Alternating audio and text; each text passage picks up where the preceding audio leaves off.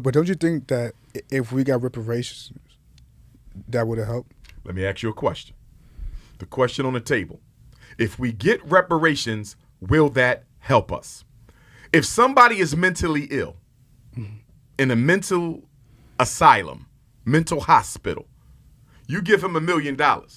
Gone. Does it reverse the illness? No, it don't. Does it do anything to treat his problem? No. So let's take that to a community. If a community has no institutions, no way to trap the money in their community, they own none of the institutions, and you drop a couple $1 trillion in that community. It's over. How is that money going to benefit the people when all the institutions in the community that are going to take their money are not owned by people who look like them? I'm going to ask it another way.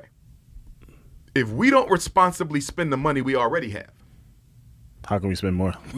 what makes you think giving you more is going to change your situation? Now, let me say this. I want to be clear. I support reparations. Okay. For sure. I support it. The reparations movement was born from the Pan-Africanist movement.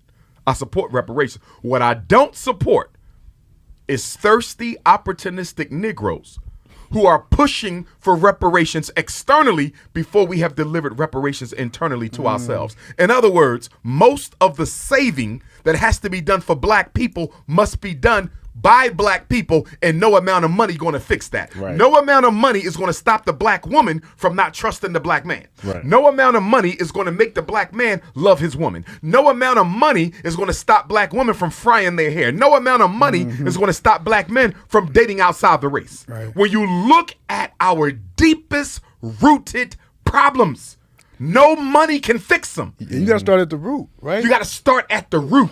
And then once you replant your tree, now you get that reparations to decorate your branches. Yeah. Man, but You want to decorate your branches before you re-solidified your roots. It's not going to work, brother. But Dr. Umar, we 400 years behind. Imagine all that time. The that money we- ain't going to help you catch up. was- And guess what? You have enough right now.